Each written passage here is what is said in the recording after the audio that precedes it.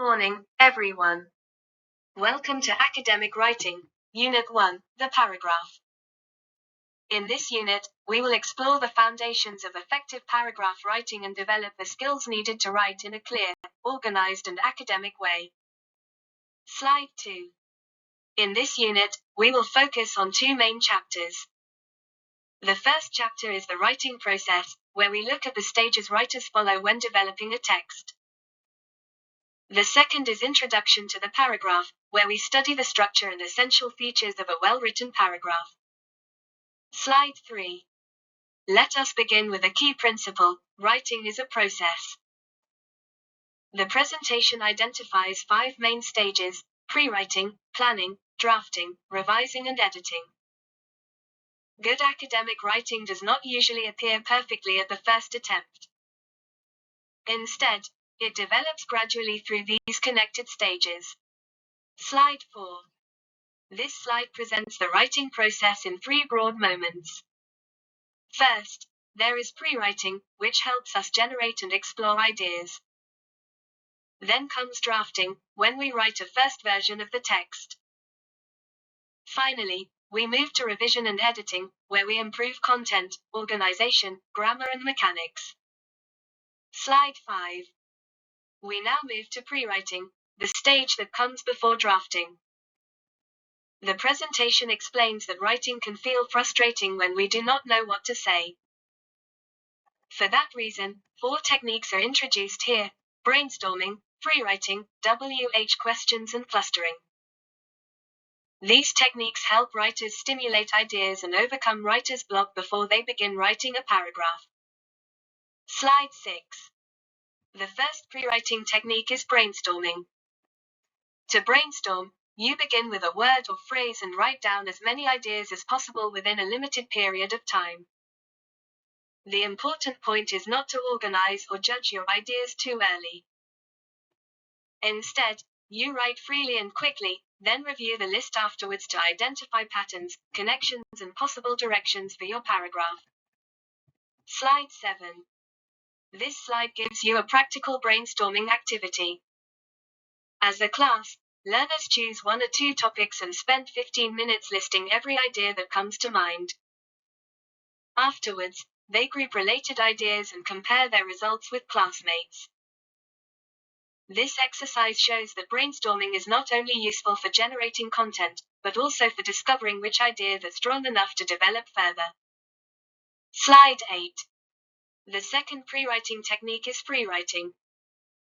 Free writing means writing continuously without stopping, without correcting, and without worrying about grammar while you write. The aim is to let ideas emerge naturally. As the slide suggests, it is helpful to set a goal, such as a time limit or page length, and then review the writing afterwards to find interesting ideas worth developing. Slide 9.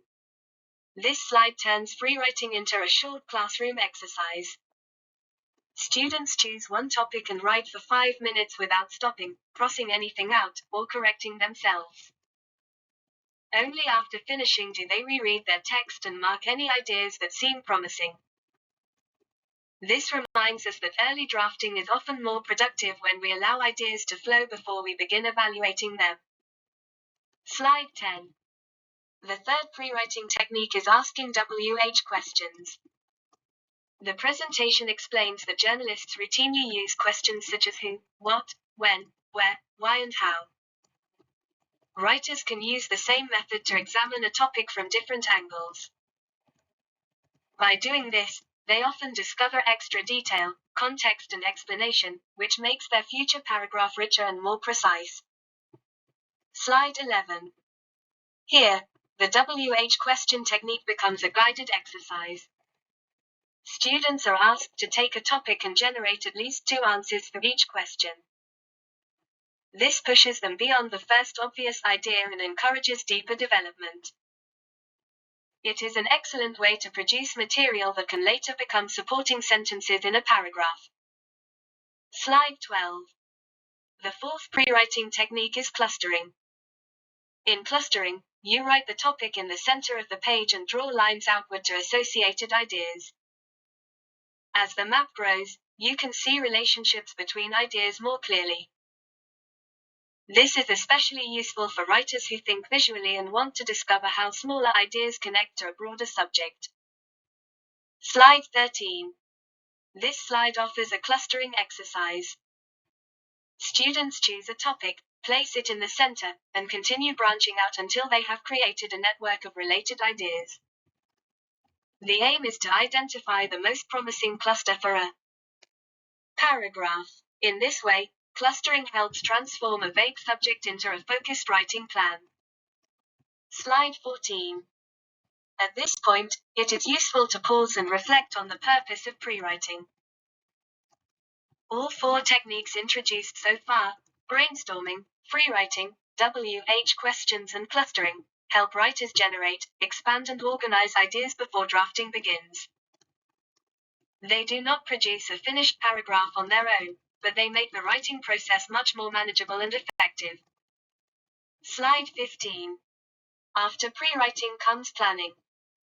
Although planning is not described in great detail on the visible slides, it is listed as one of the main stages of the writing process.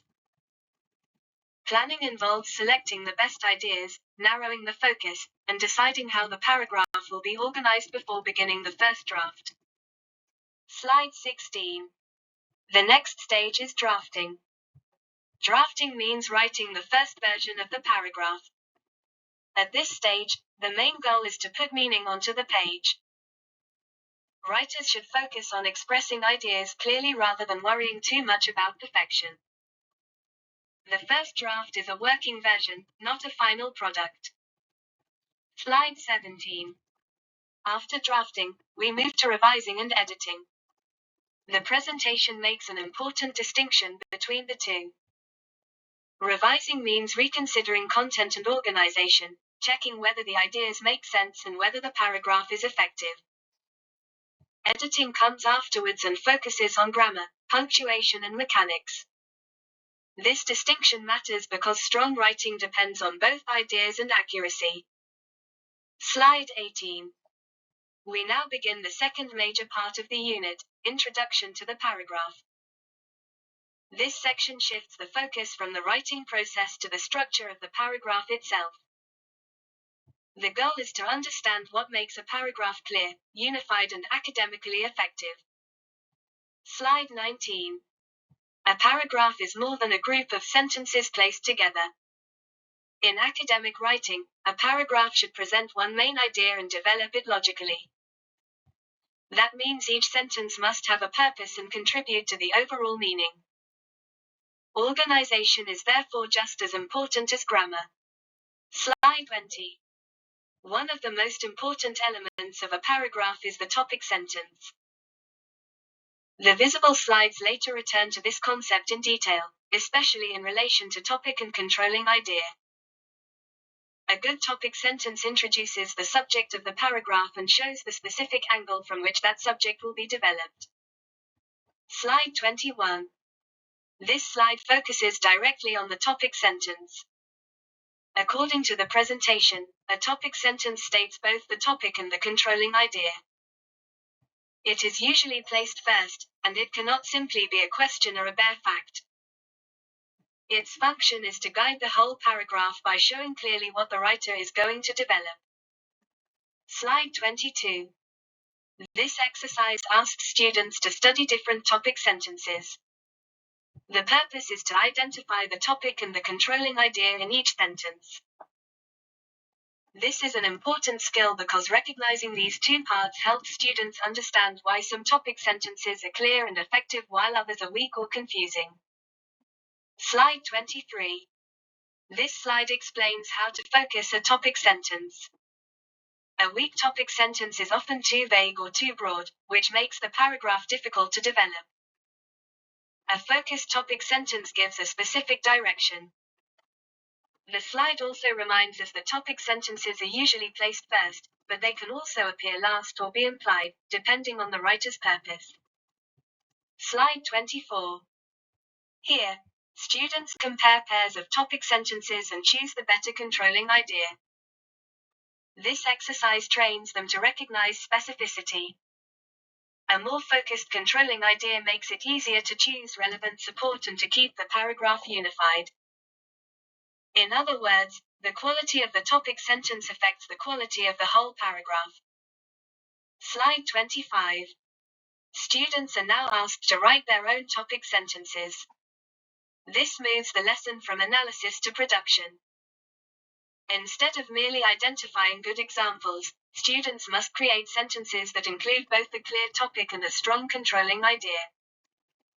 This is a key step towards independent academic writing. Slide 26. As the lesson develops, the focus remains on building stronger paragraph structure. By this stage, students should understand that a good paragraph begins with a clear central idea. That idea then needs to be developed in an organized way through carefully chosen supporting sentences. Slide 27. This slide explores the placement of the topic sentence. The presentation explains three possibilities: first, last, or implied. The first position is the most common because it introduces the paragraph clearly from the beginning. A final topic sentence can create a concluding effect, while an implied topic sentence asks the reader to infer the main idea from the supporting details. Slide 28. This exercise asks students to analyze a paragraph and identify its topic sentence. They must also determine the topic, the controlling idea, and the position of the topic sentence. Activities like this help students see how paragraph structure works in authentic examples, not just in theory. Slide 29. The final visible slide in this section focuses on support. The presentation explains that every supporting sentence should develop the controlling idea with specific and factual detail. It also gives examples of different forms of support, including statistics, anecdotes, examples, and illustrations. This is essential in academic writing because a strong paragraph does not depend only on a good main idea, it also depends on relevant and convincing development. Slide 30. This exercise brings us back to the relationship between the topic sentence and support. Students are asked to read the paragraph, identify the topic sentence, and then list the supporting details that develop the controlling idea. The purpose of the activity is to show that a strong paragraph is built not only on a clear main idea, but also on relevant evidence and explanation. In this example, the paragraph about smoking develops the idea of expense through facts, figures, and consequences, which makes the support specific and convincing. Slide 31. This slide introduces the concept of unity. A paragraph has unity when every sentence relates directly to the topic and the controlling idea. The presentation makes the point very clearly: even a grammatically correct sentence should be removed if it does not support the main idea. In the example shown here, statements about the cost of cigarettes are relevant because they support the idea of expense, whereas a comment about smoke rings is irrelevant because it does not relate to cost. This is why unity is essential for paragraph strength and clarity. Slide 32. This exercise allows students to apply the concept of unity in practice. They must read the paragraph about Hayao Miyazaki and identify the sentence that does not fit the topic sentence or controlling idea. This task helps learners understand that unity is not only a theory, but a practical principle of paragraph construction. By removing the irrelevant sentence, they make the paragraph tighter, clearer, and more focused.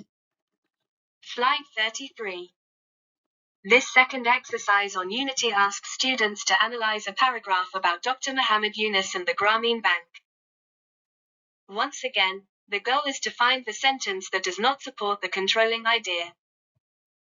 Activities like this train students to judge whether each sentence contributes meaningfully to the paragraph. In academic writing, this skill is very important, because unnecessary or unrelated information weakens the overall argument. Slide 34. This slide introduces coherence. While unity means that all sentences relate to the same idea, coherence means that those sentences are arranged logically and flow smoothly from one to the next. The presentation contrasts coherent and incoherent writing by showing that poor order and disconnected ideas confuse the reader. A coherent paragraph, by contrast, follows a clear principle of organization and allows the reader to follow the writer's thinking without difficulty. Slide 35. This exercise develops the idea of coherence further. Students are asked to rewrite one group of sentences in a logical order and to improve another paragraph by adding transitions. The task shows that coherence depends not only on having good ideas, but also on arranging them properly and linking them clearly. In other words, coherence is created through both structure and language. Slide 36. This slide gives students a longer paragraph that lacks coherence and asks them to rewrite it. The paragraph about women in television commercials contains ideas that are not well organized and do not connect smoothly. By rewriting it, students practice improving sentence order and using transition expressions where necessary. This helps them see that coherence is often achieved through careful revision rather than through the first draft alone. Slide 37. This slide presents transition expressions, which are an important tool for creating coherence. Transitions help bridge the gaps between sentences and ideas, making the paragraph easier to follow. The presentation groups them by function, such as addition, sequence, contrast, example, result or cause, and summary. This is useful because students learn not only individual words, but also the different logical relationships those words express within a paragraph. Slide 38. We now move to composition skills, beginning with sentence parts and phrases. The slide explains the structure of an independent clause by identifying the subject, the verb and the complement in several example sentences.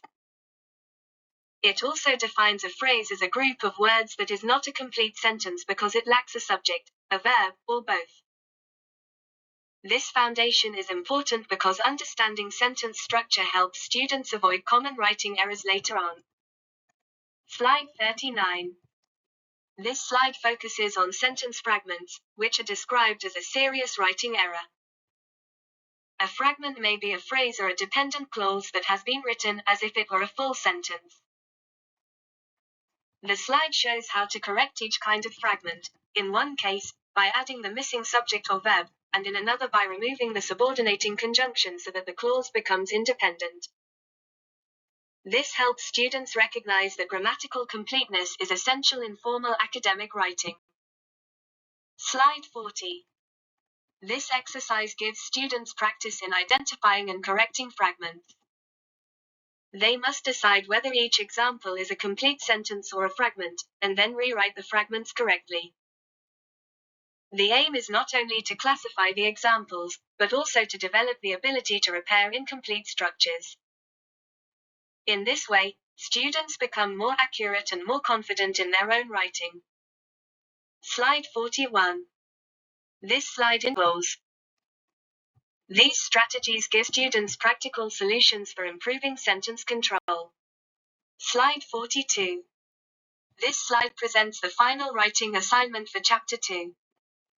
Students are asked to write a paragraph using the composition skills they have learned in the unit. The instructions lead them through the whole process. Begin with a clear topic sentence, develop the paragraph with supporting details, revise the unity and coherence, use transitions effectively, and finally proofread for grammar errors such as fragments, run-ons and comma splices. In this way, the assignment brings together the main writing principles studied throughout the chapter. Slide 43. This slide offers a complete summary of Chapter 2. It revisits the main concepts covered in the unit, the paragraph, narrowing the topic sentence, support, unity, coherence, fragments, and run-on sentences or comma splices. The summary is useful because it reminds students that effective paragraph writing depends on both organization and correctness. A paragraph must be focused, well supported, logically ordered and grammatically sound. Slide 44. This final slide closes the chapter and points students towards further information through the CIVIS website. It functions as a brief conclusion to the unit, signaling that the work on paragraph writing is complete for this section. By this stage, students have been introduced to the essential elements of paragraph construction, from topic selection and support to unity, coherence and sentence accuracy.